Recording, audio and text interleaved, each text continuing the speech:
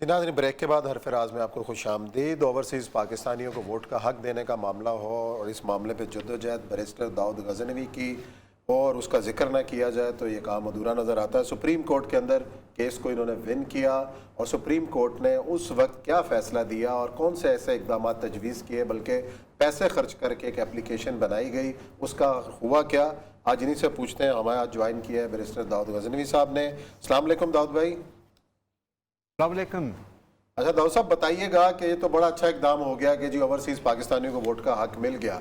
आप जो केस लेके, जो आवाज़ लेके आप उठे थे और आपने उसमें कामयाबी हासिल की, वो ज़रा हमारे नाज़रीन को बताइएगा कि उस वक्त क्या फ़ैसला हुआ और उसको फिर उसके ऊपर अमल क्यों नहीं हो सका और एक नया दूसरा ये साथ ये भी बताइएगा कि ये जो एक्ट तो पास हो गया है, इसको कोई मैकेनिज्म जो है उसके बारे में अभी तक कंफ्यूज हैं। हालांकि आप तो केस जब आया था तो सुप्रीम कोर्ट में आप बताते हैं कि उसमें एक पूरा मैकेनिज्म बन चुका हुआ था, ये ज़रा सा बताइएगा।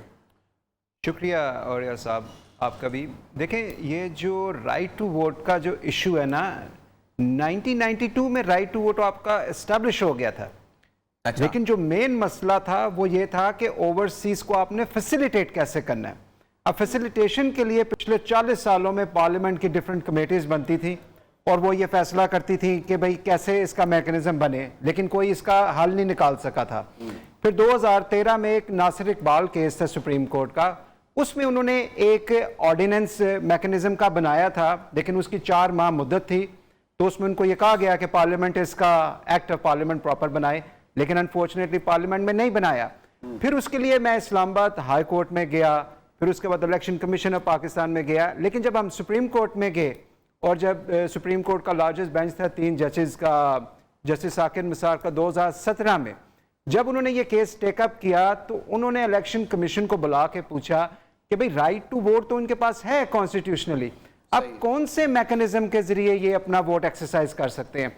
तो इलेक्शन कमीशन ने कहा कि एक इलेक्टोरल रिफॉर्म कमेटी बनी हुई थी, पार्लियामेंट में 65 उसकी मीटिंग्स हुई थी जो सब कमेटी थी, लेकिन वो मैकेनिज्म नहीं बना सकी। उनके चेयरमैन थे आरिफ अलवी साहब तब। फिर सुप्रीम कोर्ट ने नादरा को बुलाया और उनसे ये पूछा कि आपके पास तमाम वोटर के डेटाबेस हैं, तो क्या आप कोई मैकेनिज्म बना सकते हैं। उस पे उस्मान मुबीन साहब थे जो नादरा के चेयरमैन थे, तो उन्होंने ये कहा कि हम एक आई वोट के नाम से एक मैकेनिज्म है वो बना सकते हैं। फिर इलेक्शन कमीशन को और नादरा को ये डायरेक्शन दी गई कि आप दोनों मिल के एक मैकेनिज्म बनाएं जिसका नाम आई वोट था, इंटरनेट वोटिंग, जिसे आप थ्रू मोबाइल या लैपटॉप या ऑल ऑफ दीज प्रोडक्ट्स जो हैं इससे आप वोट कास्ट कर सकते हैं इलेक्ट्रॉनिकली। तो ये मैकेनिज्म जो है वो 7 से 8 हफ्तों में तैयार हुआ। अब उसके बाद इसकी एक थर्ड पार्टी एवेल्युएशन करनी थी। फिर दुबई की एक कंपनी थी बटलर्स के नाम से आईटी की, उसको हायर किया गया। उसने फिर इसकी सारी एवेल्युएशन की और इसकी सीक्रेसी, इंटेग्रिटी को, इस तमाम चीज़ों को चेक करके रिपोर्ट दी सुप्रीम कोर्ट में कि भाई ये जो मैकेनिज्म है ये वर्केबल है और इसकी पायलट प्रोजेक्ट्स में इसको यूज़ किया जा सकता है ज़िमनी इलेक्शन में, क्योंकि जनरल इलेक्शन उस वक्त 1 महीने में होने थे, तो ये बड़ा शॉर्ट पीरियड था इसको इतने बड़े इलेक्शन पे एक्सरसाइज करने का।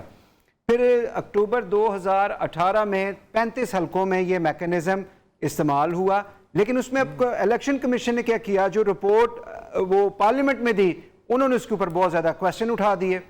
अब क्वेश्चन जो उठाए वो बेस्ड ऑन व्हाट क्रेडिबिलिटी थी या कौन सी इंटरनेशनल ऑर्गेनाइजेशन थी जिसने ये असेसमेंट दी, उसका नहीं बताया गया।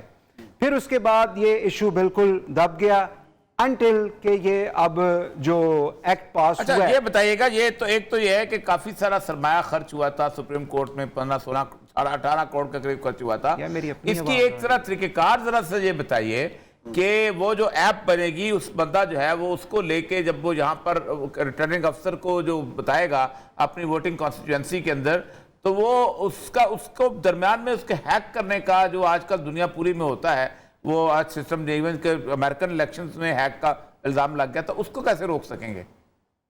हाँ, अच्छा, अब ये जो आई वोट का मैकेनिज्म है ना, इसका अगर आप डॉक्टर फरद सिद्दीकी केस भी पढ़ें तो उसमें सेक्शन 239 इलेक्टोरल रिफॉर्म एक्ट था जिसके तहत एक बनाई गई थी।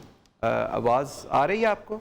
जी आ रही है, आप जारी रखें। सॉरी, हाँ जी, उसके अंदर ये एक रूल्स के तहत एक सेक्शन था 74 A74B, no 84A, 84, لیکن میں آپ کو پروسیجر اس کا بتا دیتا ہوں. وہ یہ تھا کہ سب سے پہلے جو ووٹر ہے اوورسیز کا وہ اپنی ایلیجبلٹی بتائے گا.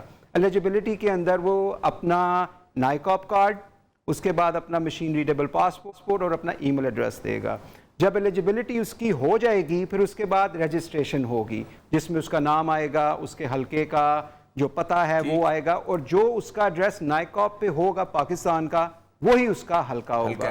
جب ایک دفعہ رجسٹریشن اس کی ہو جائے گی اس کے بعد ایک ویریفیکیشن ہوگی. ویریفیکیشنز کے اندر اس سے ڈفرنٹ کوسچنز جا سکتے ہیں ٹو ویریفائی کہ کیا یہ وہی پرسن ہے جس نے ووٹ دینا ہے. پھر اس کے بعد جب ویریفیکیشن ہو جائے گی تو پھر الیکشن سے 2-3 دن پہلے آپ کو ایک پاس کوڈ ملے گا. جو پاس کوڈ ہے وہ جب الیکشن کمیشن میں جو ایپ بنے گی وہ جب ایکٹیویٹ ہوگی الیکشن سے پہلے تو اس کے اندر کسی بھی ووٹر کو جانے کے لیے اس کا ای میل ایڈریس اور وہ جو پاس کوڈ اس کو ملا ہوگا وہ اس اپنے اکاؤنٹ میں جا سکتا ہے. اور اس اکاؤنٹ میں جب وہ جائے گا تو ایک الیکٹرانک بیلٹ ہوگا جو اس کی کانسٹیچوئنسی کا ہوگا وہ اس کو ایشو ہو جائے گا اور وہ اس کے اوپر الیکٹرانکلی پن کرے گا اور وہ جو بیلٹ ہے جو اس کا ریکوائرڈ جو ریٹرننگ آفیسر ہے جس حلقے کا وہ ہوگا مشن پہنچ جائے گی. پھر اس کے بعد جو ہے آپ جو ریٹرننگ آفیسر ہے اس کا پرنٹ آؤٹ لے لے گا اور اس کو ایکچوئل جو ووٹ کا جو کاؤنٹس ہے اس کے اندر وہ ایڈ کر دے گا. سو دس واز the procedure جس کے اوپر ایک میکنزم بنا تھا. یہ تو بہت سیف ہے، سارا کام تو تیار ہے. بہت شکریہ داؤد غزنوی صاحب. یہ تو بہت سیف ہے. دیکھیں نا آپ سارے اوپینین پولز اسی سے کراتے ہیں. آپ روز فیس بک کے ٹویٹرز کے اکاؤنٹ پاس اسی پن کوڈ سے جا کے کرتے ہیں. پوری دنیا کا کام چل رہا ہے. اعتراض ہوتا ہے تو ہمارے آپ آن لائن بینک ٹرانزیکشن کرتے ہیں، پیسے لاکھوں روپے. مجھے یہ سمجھ نہیں آتی الیکشن کمیشن کس صدی میں رہتا ہے کہ سب سے پہلے جو ووٹر ہے اوورسیز کا وہ اپنی ایلیجبلٹی بتائے گا. ایلیجبلٹی کے اندر وہ اپنا نائکاپ کارڈ، اس کے بعد اپنا مشین ریڈیبل پاسپورٹ اور اپنا ای میل ایڈریس دے گا. جب ایلیجبلٹی اس کی ہو جائے گی پھر اس کے بعد رجسٹریشن ہوگی جس میں اس کا نام آئے گا، اس کے حلقے کا جو پتہ ہے وہ آئے گا، اور جو اس کا ایڈریس نائکاپ پہ ہوگا پاکستان کا وہی اس کا حلقہ ہوگا. جب ایک دفعہ رجسٹریشن اس کی ہو جائے گی اس کے بعد ایک ویریفیکیشن ہوگی. ویریفیکیشنز کے اندر اس سے ڈفرنٹ کوسچنز جا سکتے ہیں ٹو ویریفائی کہ کیا یہ وہی پرسن ہے جس نے ووٹ دینا ہے. پھر اس کے بعد جب ویریفیکیشن ہو جائے گی تو پھر الیکشن سے 2-3 دن پہلے آپ کو ایک پاس کوڈ ملے گا. جو پاس کوڈ ہے وہ جب الیکشن کمیشن میں جو ایپ بنے گی وہ جب ایکٹیویٹ ہوگی الیکشن سے پہلے تو اس کے اندر کسی بھی ووٹر کو جانے کے لیے اس کا ای میل ایڈریس اور وہ جو پاس کوڈ اس کو ملا ہوگا وہ اس اپنے اکاؤنٹ میں جا سکتا ہے. اور اس اکاؤنٹ میں جب وہ جائے گا تو ایک الیکٹرانک بیلٹ ہوگا جو اس کی کانسٹیچوئنسی کا ہوگا وہ اس کو ایشو ہو جائے گا اور وہ اس کے اوپر الیکٹرانکلی پن کرے گا اور وہ جو بیلٹ ہے جو اس کا ریکوائرڈ جو ریٹرننگ آفیسر ہے جس حلقے کا وہ ہوگا مشن پہنچ جائے گی. پھر اس کے بعد جو ہے آپ جو ریٹرننگ آفیسر ہے اس کا پرنٹ آؤٹ لے لے گا اور اس کو ایکچوئل جو ووٹ کا جو کاؤنٹس ہے اس کے اندر وہ ایڈ کر دے گا.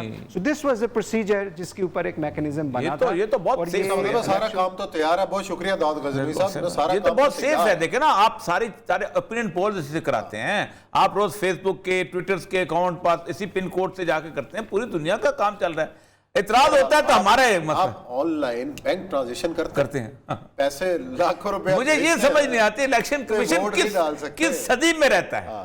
چلے جی، پروگرام کا وقت یہاں پہ ختم ہو گیا. اپنے فیڈ بیک سے ضرور آگاہ کیجیے گا. کل پھر ملیں گے کچھ نئے موضوعات کے ساتھ. اپنا خیال رکھیں. اللہ حافظ.